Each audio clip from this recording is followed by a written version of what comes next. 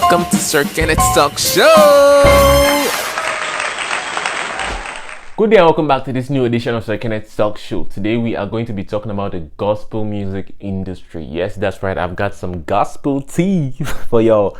But before we begin, please do hit the like button and subscribe to my channel for more content from Sir-Kenneth.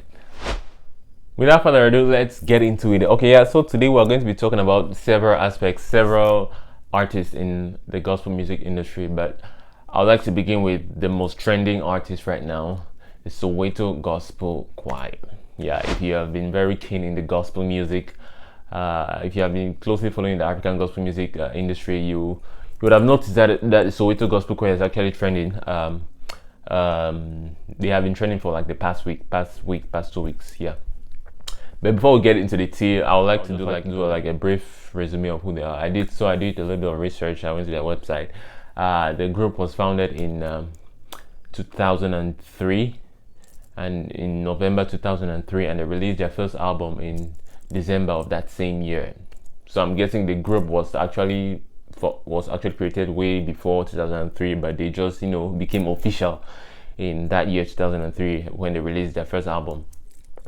Throughout their career, they've performed in several big spaces. They've performed for the former US President Bill Clinton.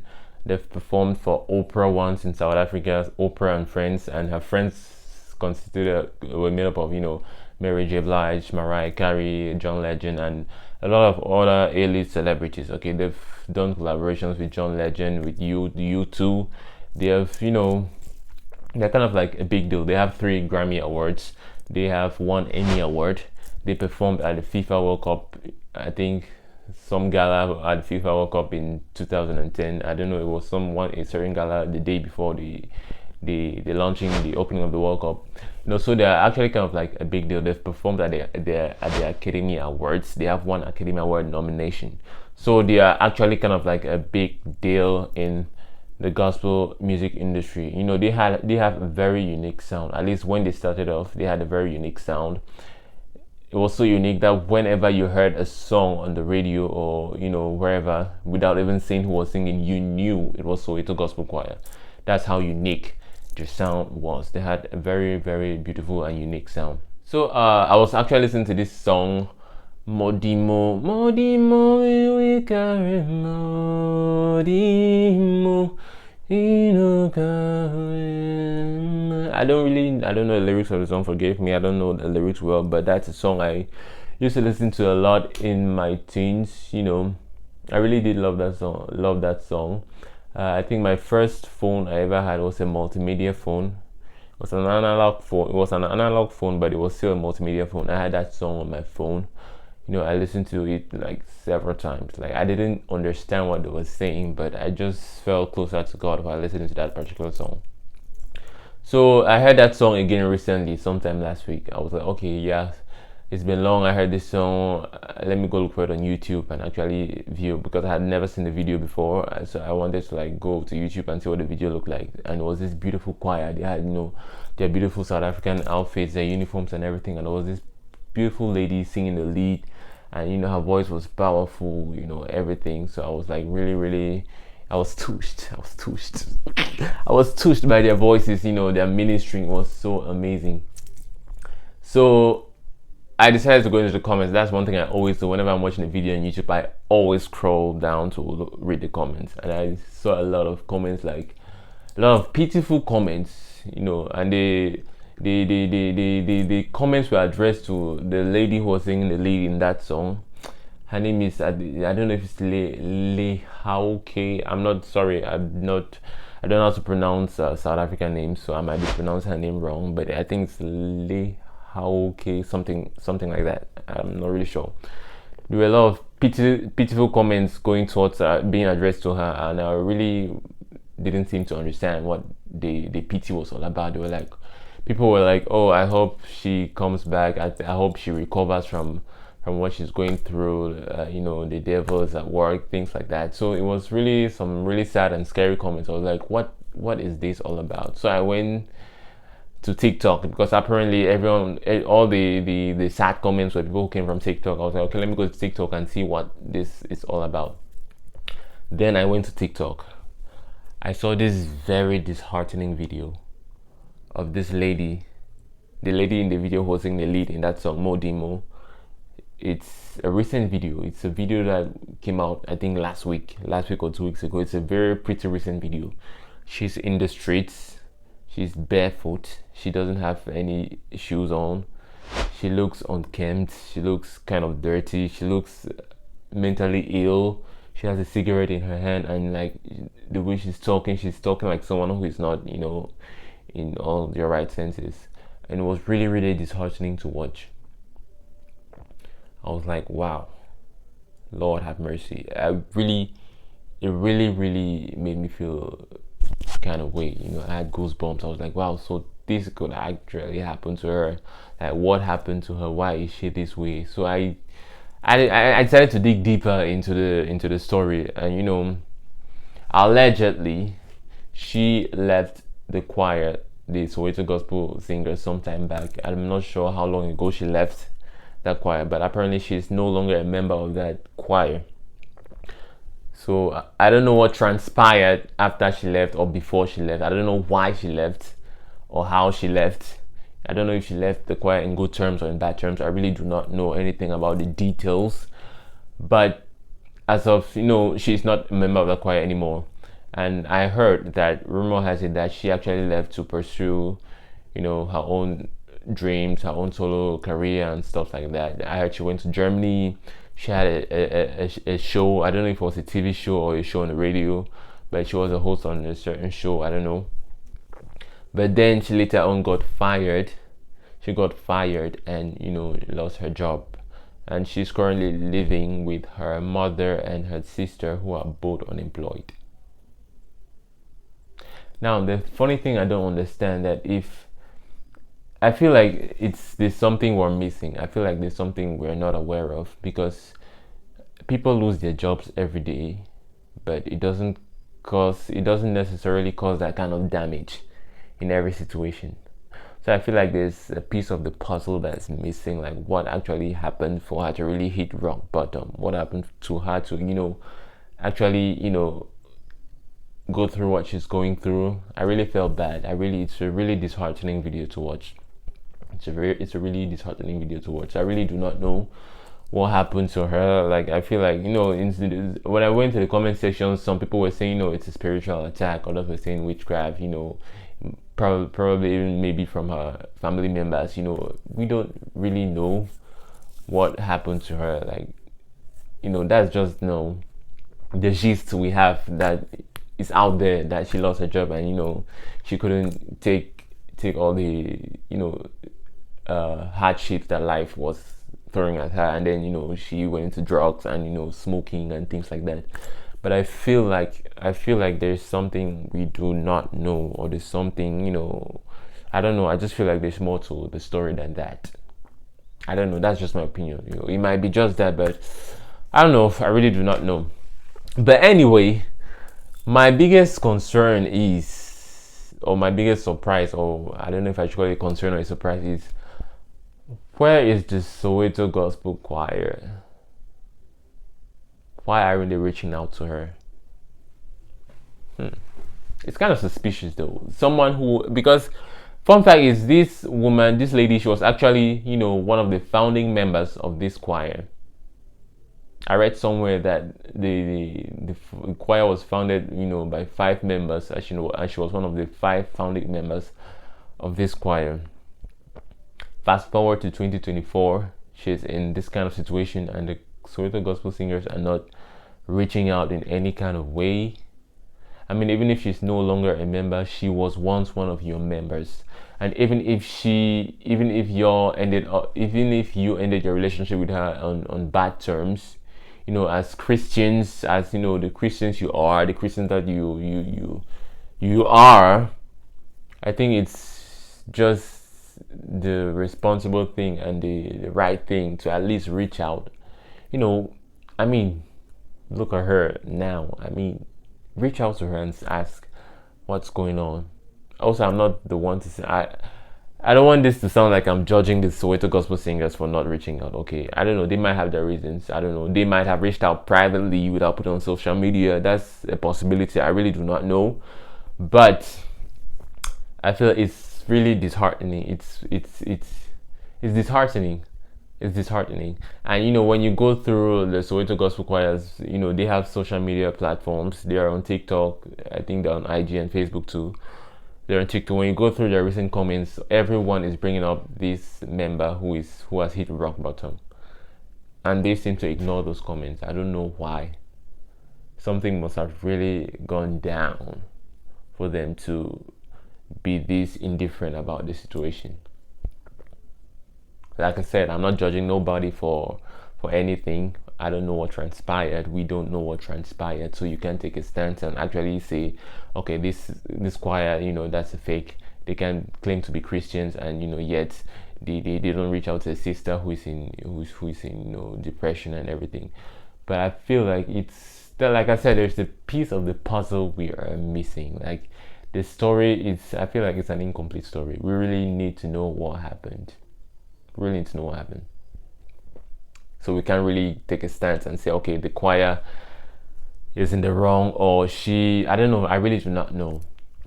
But anyway, we are all praying and hoping that she recovers from whatever she has been through. Yeah, I actually saw another video, I think it was posted today or yesterday.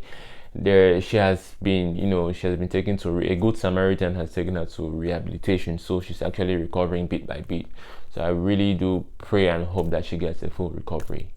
We're all praying for her to get better. Yeah. Anyway, let's get back to Soweto Gospel Choir. Like I said, their first couple of albums were actually iconic because they had a very unique sound. But throughout the years, they've collabed with a lot of different artists. They've collabed with R&B artists. They've collabed with Afrobeats artists. They've collabed with pop artists. So I feel like they're kind of a little bit everywhere when it comes to the music industry and the genre of music they dish out to the public. Because I think as from the last time I actually heard of Soweto Gospel Choir, that was in 2012 when they did the song with Nigerian gospel artist Joe Praise. I will seek of your glory, something like that. I think that's the last song they actually put out that really resonated with me on a deeper level. Since then, I haven't really been paying close attention to Soweto Gospel Choir. I haven't even heard of them ever since then, until this current situation. Until I heard this old song last week and I decided to do a little bit of research on them, and then I was hearing about all this that's going on. And so I really feel like throughout the years the sound has really been diluted a lot. They did a song recently with Mr. Easy. I don't know if that was last year or this year. They did a song with Nigerian artist, secular artist Mr. Easy, and it sounds nothing like any song from their first album. They also did a song, a house, kind of like house music, but it's a gospel house music. I don't really know how to describe house music, but it's not the kind of gospel music they used to put out before. So that's what I'm saying. That sound has really been diluted. That whenever you hear them, if you hear their recent songs, it will be difficult for you to automatically know that is Soweto Gospel Choir singing. Like I said, their first 3 albums, whenever you heard a song from any of those albums, you automatically knew that was Soweto Gospel Choir because they had a unique sound back then. So today, I feel like they're trying to go all mainstream and try every possibility to fit in the new audience. Like I said, collaborating with secular artists, gospel artists usually receive a lot of hits for collabing with secular artists. I mean, look at Tasha Cobbs when she collabed with Nicki Minaj on the song "I'm Getting Ready." Amazing song, by the way. I really do love that song. That's my top 5. It's in my top 5 gospel songs of all time. I'm getting ready. That's the title. So when Tasha Cobbs collabed with Nicki Minaj in 2015, was it 2016? Yeah, on 2017 on the song "I'm Getting Ready," all hell broke loose. Everyone dragged Tasha Cobbs to the gutter. Everybody in the gospel music industry was like, "Wow, that is an abomination. How can you a gospel artist collab with an artist like Nicki Minaj who sings whose songs are always about sex, and stuff like that. So I'm not one to really judge artists who decide to do that, but I have just one thing to say: if you're a gospel artist and you're collabing with a secular artist, it should be for the right reason. Because I feel like part of being an artist, a gospel artist, is to bring other artists, other people in general, closer to God. And if you are bringing a secular artist closer to God by collabing with them, then let it be for the right reasons, okay?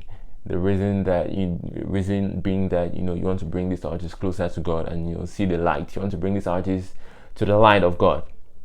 But if you're doing a collab with a secular artist for any other reason, maybe for sales, to boost up your sales as a gospel artist, or to boost up your streams, you're doing it for the wrong reasons. I'm sorry, you're really doing it for the wrong reasons. You need to do it for the right reasons and not the wrong reasons. So I feel like Tasha Cobbs got a lot of heat for doing that, and I really don't know why. I don't know. I get why she got the heat, but I still really do love this song. Okay, I really do love this song, and it's quite a decent song too. Okay, so I feel like people were just mad because it was Nicki Minaj. Yeah, and that was a lot of judgment coming from Christians. But anyway, back to the talk of the day. So like I said, Soweto Gospel Choir, I don't know what they are up to today. I saw a few of some of their videos of their performances recently. I think they're currently touring in Australia. They've been touring like in Europe, Australia, America. They've gone to so many places. Like I said, they've performed at the Oscars, and that's a big deal. Performed for personalities like Bill Gates, Bill Clinton, Oprah Winfrey. So they've performed with John Legend. So I feel like they've gone places. Okay, they've gone places. So I feel like at the end of the day, are they just gospel artists, or they are artists? Are they gospel artists, or they are artists in general? Like they do every kind of music, or they do just gospel music? That's what I really do not know at this point. But anyway, hey, that's just my stance. Okay, that's just my stance. And this topic made me think of Maverick City. The funny thing about me is when I was young, when I was still a kid, the gospel artists I used to listen to were Don Moen and Women of Faith. Like those were like the only gospel artists I knew, and I really did love their music. And I still do, by the way.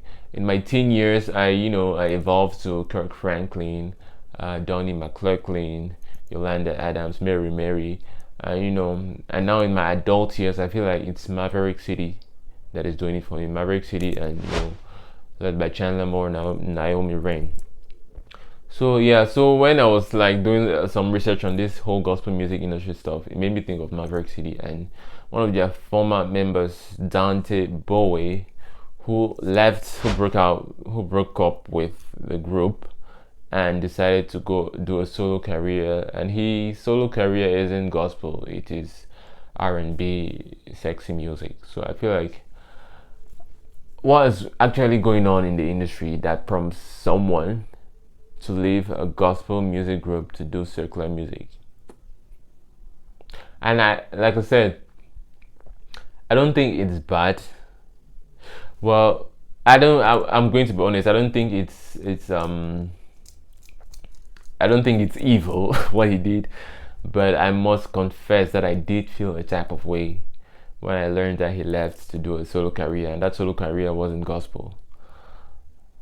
It really makes me feel a type of way when people leave worshiping God to do a different kind of music. But I'm not judging him, okay? I'm not judging him or anybody, by the way. I'm not going to sit up here and pretend like I don't listen to R&B music. I listen to a lot of R&B, I listen to pop, I listen to gospel, I listen to everything, except hip-hop. I'm not really a big fan of hip-hop.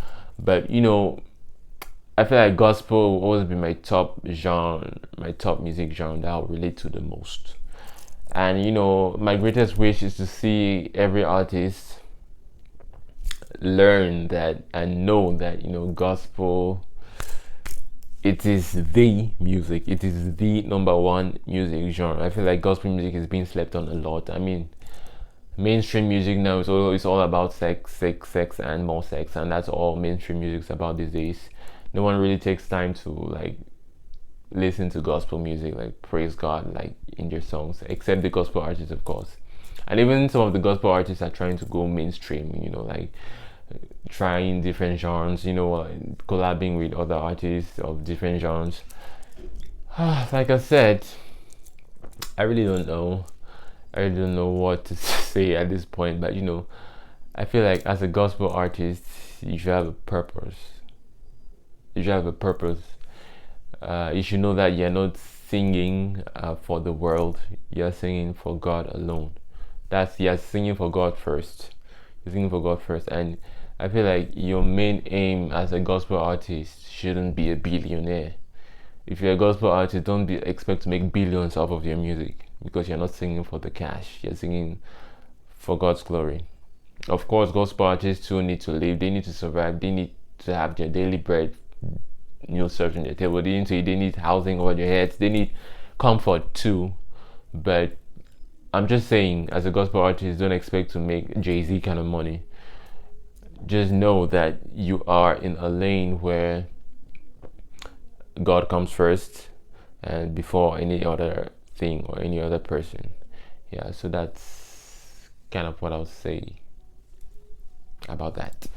Okay, now like I said when I was a child, I listened to a lot of Don Moen and Women of Faith, and in my teen years, I listened to a lot of Donnie McClurkin, Yolanda Adams, Kirk Franklin, and I feel that it's really strange that an artist like Don Moen has never collabed with other artists like CeCe Winans, Baby Winans, Donnie McClurkin, Yolanda Adams. I don't know, I feel like all his collabs have been with white artists. Don Moen has already collabed with other artists like Lenny LeBlanc, Michael W. Smith, Paul Baloch. I feel like they have, crews. So Don Moen's crew is like the white people crew, and Donnie McClurkin, Kirk Franklin, all those people are part of the black people crew. So I don't know, it's very funny.